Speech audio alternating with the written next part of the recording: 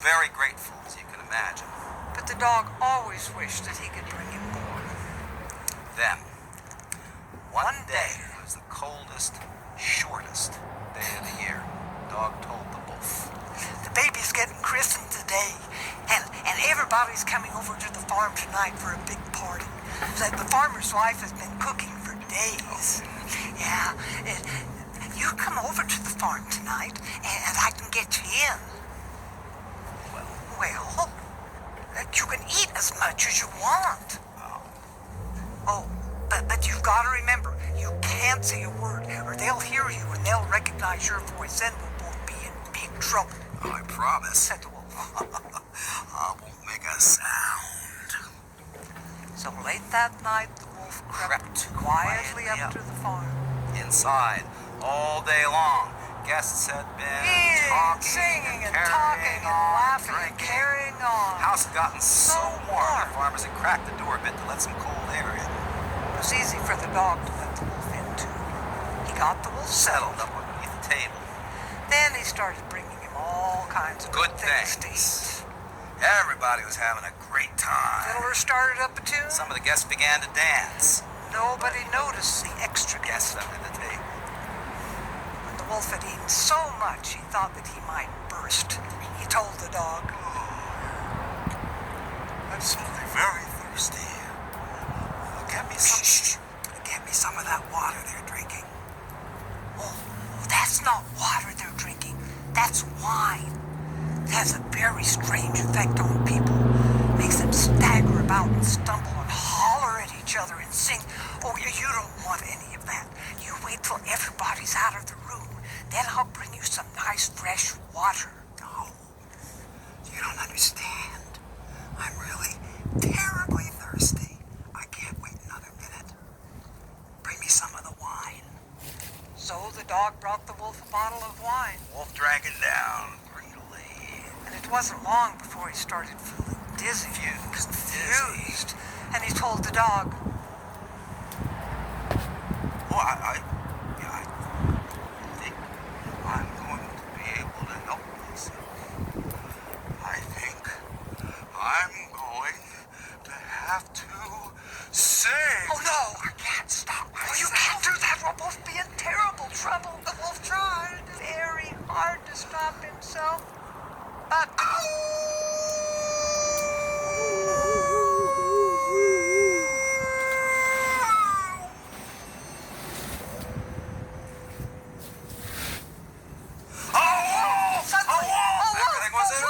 all the guests began running around, Grabbing sticks, shovels, axes. even the poker from the fire. Kill him! Get him! Then Get the him! dog Dog thought, better move fast. He jumped on the wolf and grabbed him by the scruff of the neck, pulled him to the ground, rolled him and dragged him and carried him, and the gentleman ran to the door.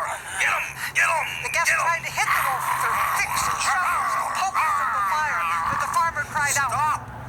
You're going to kill my dog!" "You'll see. He's very brave. He's going to take care of that wolf."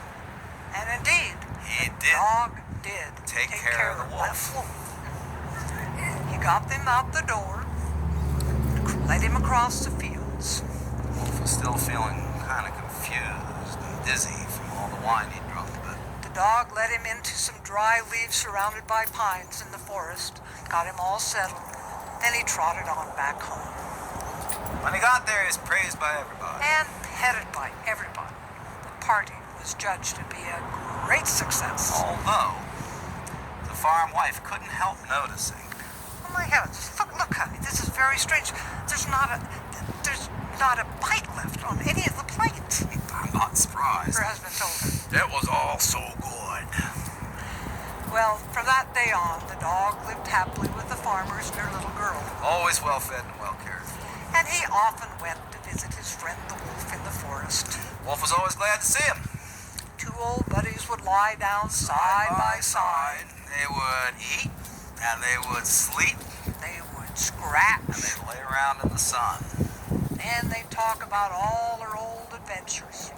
And whenever they talked about the big party, the wolf would shake his head and say, Oh my, that wine. That is dangerous stuff. Who would ever think it would make me want to sing like that? Well, that's the story of the dog and the wolf. None of us were there when it happened, So we couldn't any of us swear to the truth of any it. of it, could we? Still, we all know more about it. Now the telling is done.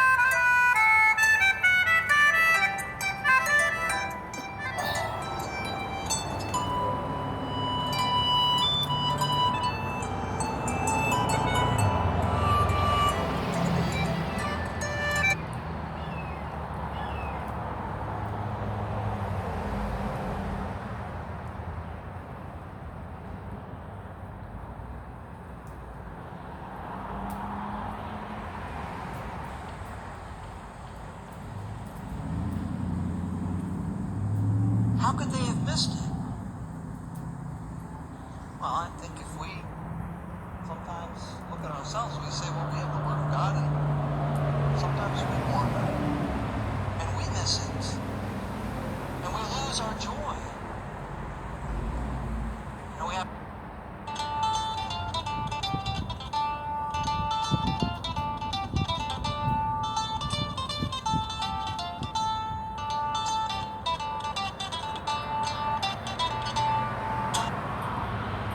I'm going to tell you about the oldest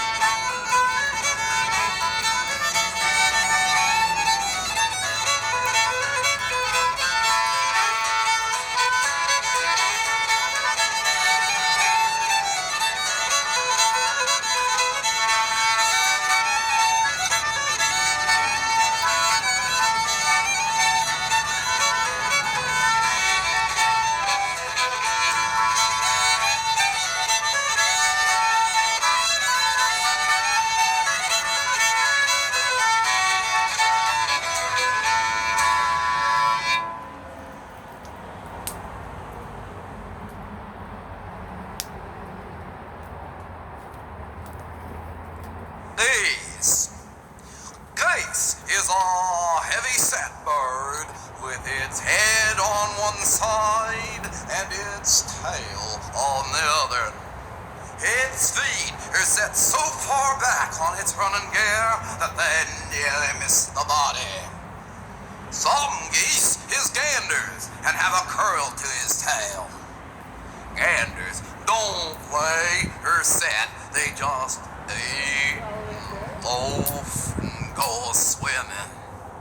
If I had to be a geese, I'd rather be a gander. Geese do not give milk, but they give eggs. But as for me, give me liberty or give me death.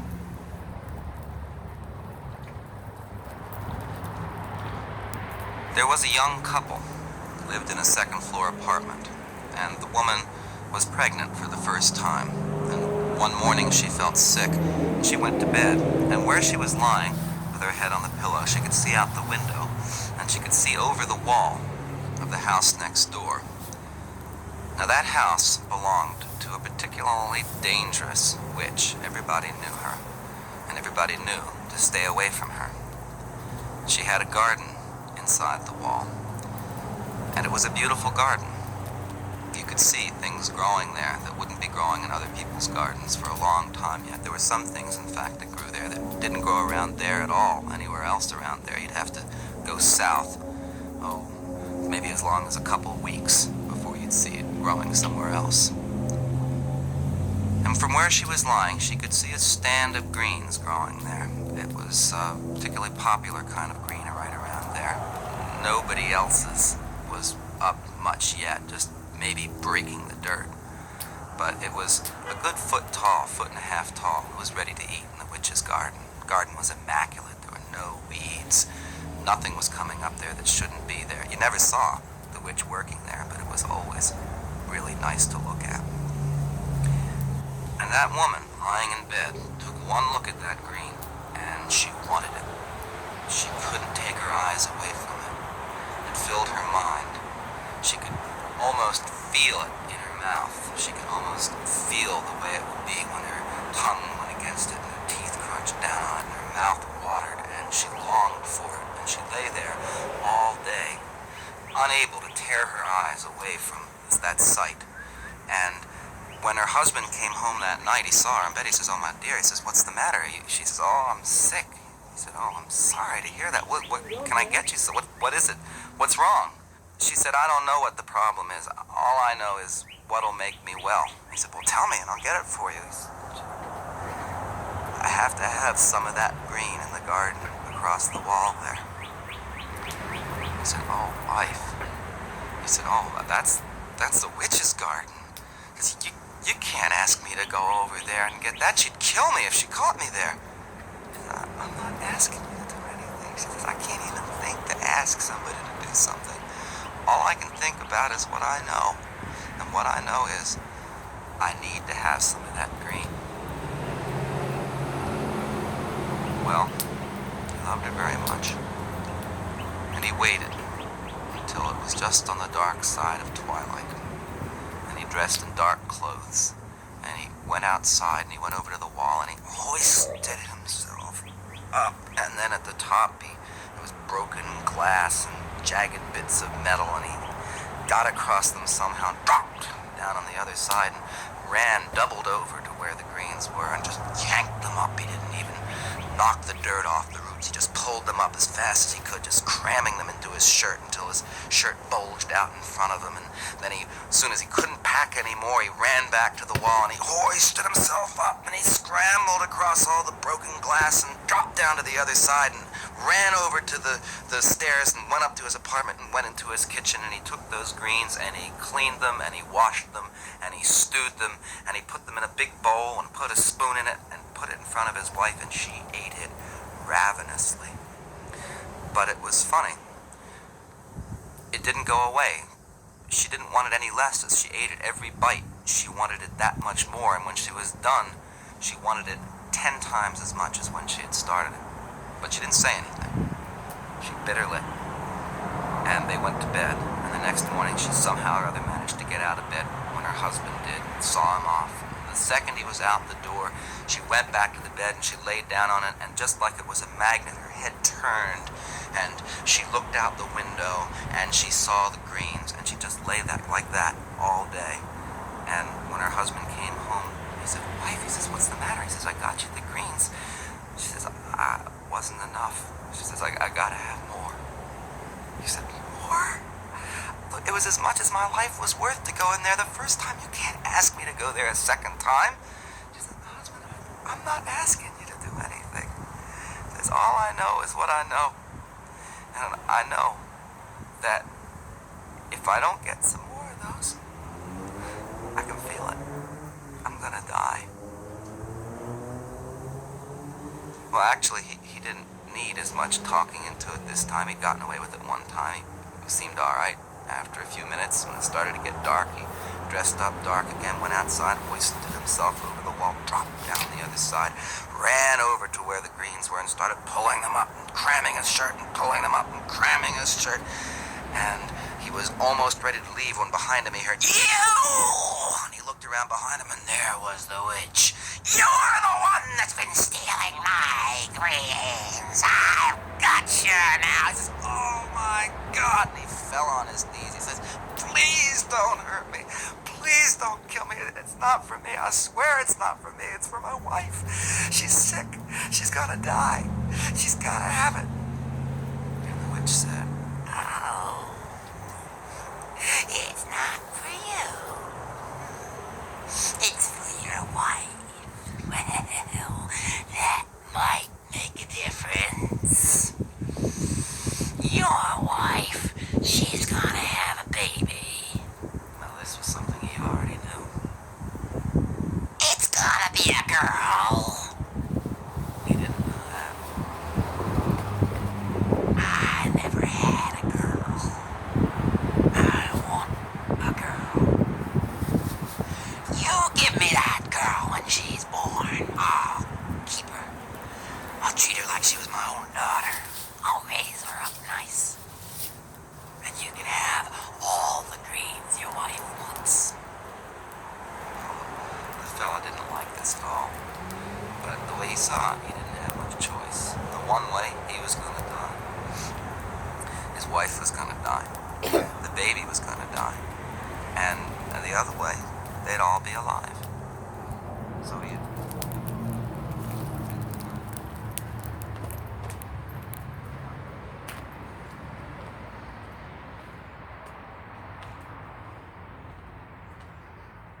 Well, hello, Sphinx.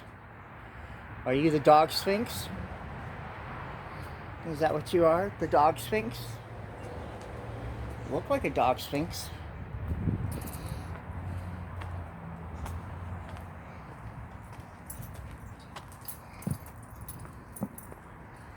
Where'd you lose your ball?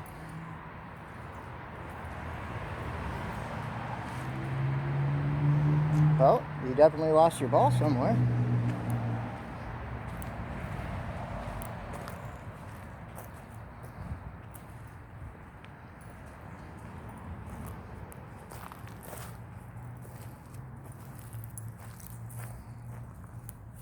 Oh.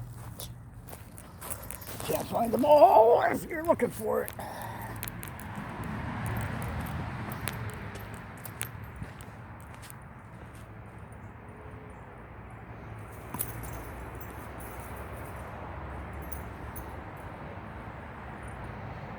Fetch. Oh, lay down in the sun? Okay, lay down in the sun. That's what we're doing right now, is laying down in the sun. Oh, there. Come on. Give it up. Drop it. Thank you. Oh, nice. Good catch.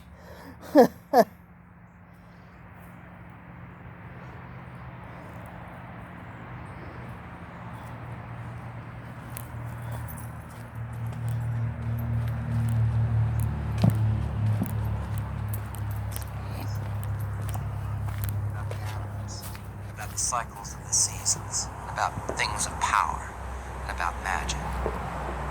Witch-type things she didn't want her to know about people, and she never told her about anybody else. Well, as Rapunzel got older, the tower got higher, and her hair got longer. And when she was a young woman, somebody was out around there. I don't know what he was doing there. Maybe following his trap lines, maybe hunting, maybe just exploring, maybe he was lost. But he was out there. And standing in the woods, suddenly he heard just the hint of the most beautiful sound. And he just stopped right where he was and listened. And it so happened that the way he was standing, he was looking up slightly, and he could see in a tree. And there on a branch of the tree that he was looking at as he was listening, he saw a bird. And the bird was also standing still, quiet, with its head cocked, listening to the sound. And he looked around a little bit, and all the birds in the trees were silent, listening to the music. And he followed the sound, got louder as he went towards it, and all of a sudden he almost stumbled over a badger just right there, standing still, with its head cocked. And then he went a little closer, and he passed by a stag. It was so close he could have put his hand on it, just standing there, with its ear cocked towards the sound. And finally he got so close he got to the edge of the clearing with the tower, and he looked up the tower, and there in the window at the top of the tower was Rapunzel. She was singing for loneliness, and she was the most beautiful thing he had ever dreamed of, and the music was the most beautiful music he had ever dreamed of. And he just stayed there on the edge of the clearing, looking between a few branches so that she couldn't see him, until she stopped singing and drew back into the tower. And he ran forward, and he ran around the tower looking for a way up, but there was no way up.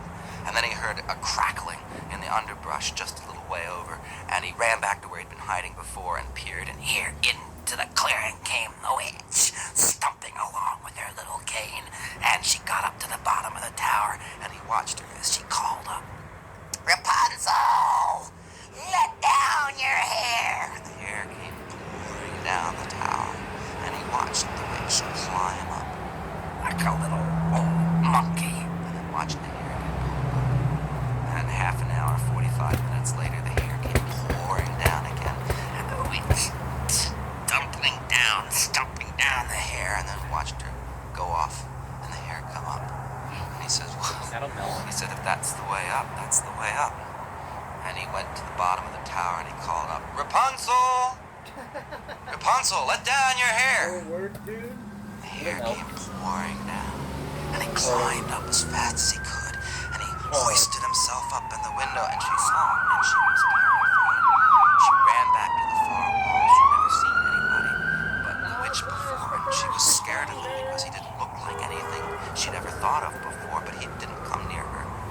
He stayed where he was, and he smiled, and he looked nice, and he spoke nicely. And the first thing he asked was about the song that she'd been singing, and he asked her to sing it again, and she sang it again. And then he asked her to sing it again. He sang it with her, and she liked the sound of that other kind of voice. And then he asked her to sing it one more time, and he sang a second part. He sang a harmony part, and this was really new to Rapunzel. She'd never heard of such a thing. And she started asking him questions and walking closer to him. And he walked closer to her, and they talked, and he told her about singers, about choruses of singers, singing different parts, 4 or 5 different parts at different times. He told her about musical instruments, about orchestras, hundreds of musical instruments, all playing at the same time, playing different things that went together the same way. He told her about villages and towns and cities. He told her about the sea and about the ships and the countries on the other side of the sea, the different languages, and all the things she'd never been told about. And it was like he was opening window after window for her, and she was looking out and seeing a whole world she'd never dreamt of. They stayed up all night talking. They stayed up all night, and in the morning, they decided they were going to get married.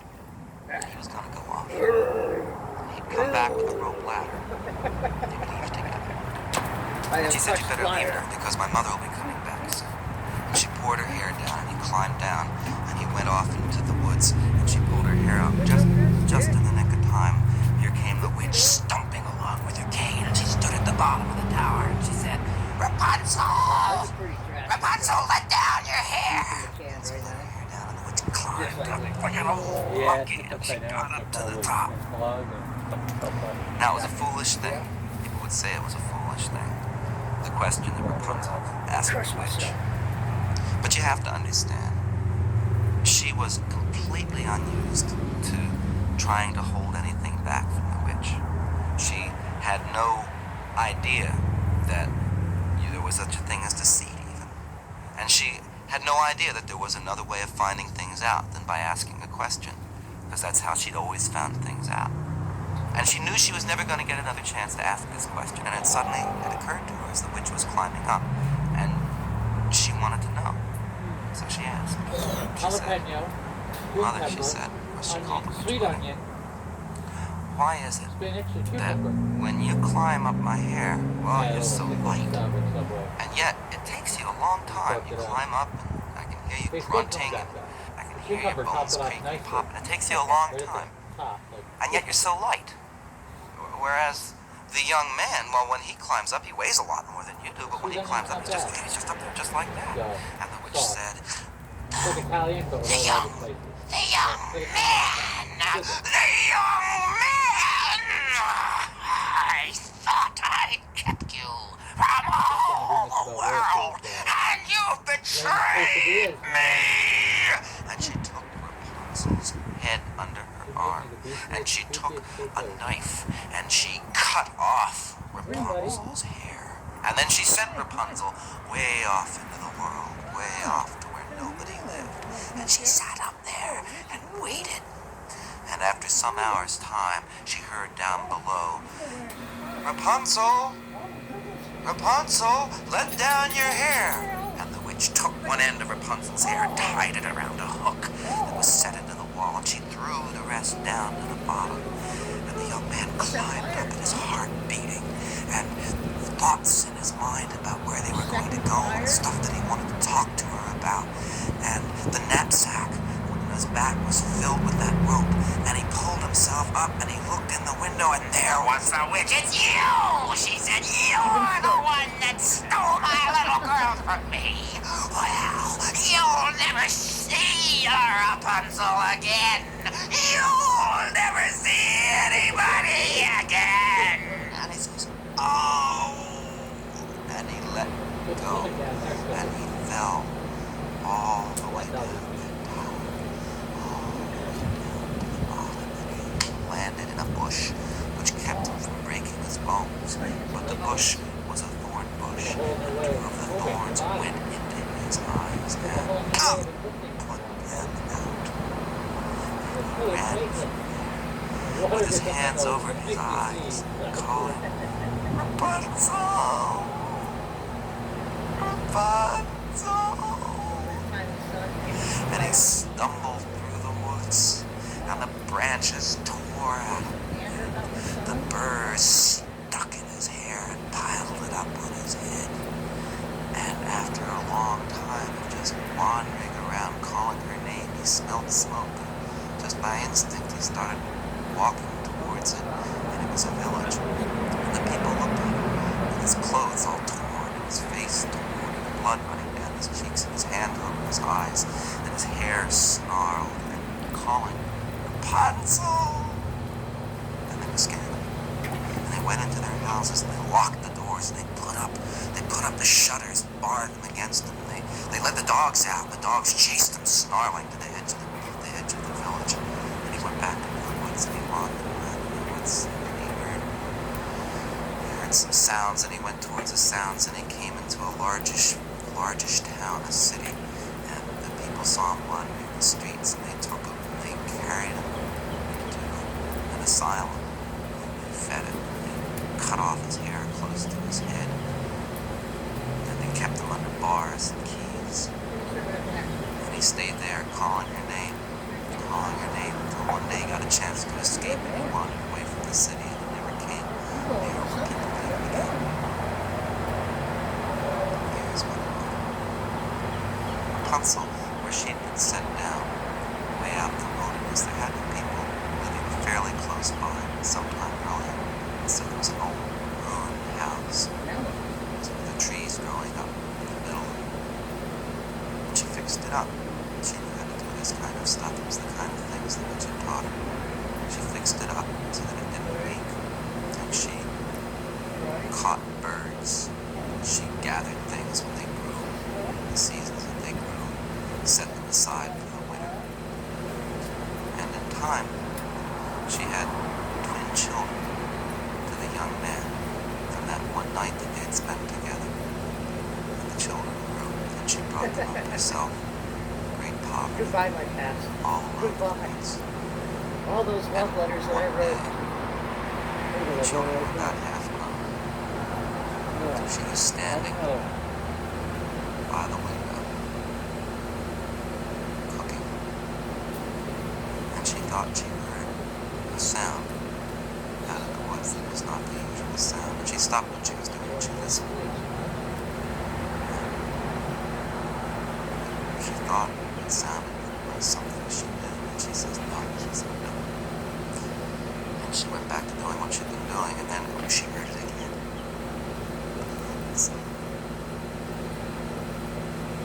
She stopped what she was doing again. She listened hard. And then she said, no. She said, no. I said, that can't be true. That kind of thing doesn't happen. Not in my story. She went back to what she was doing, and then she heard it again. And she couldn't stand it. And she put down what she was doing, and she went out into the woods and followed the sound. And she followed it to a young man. Where would it go? And she took him in her arms. But that was our big bag.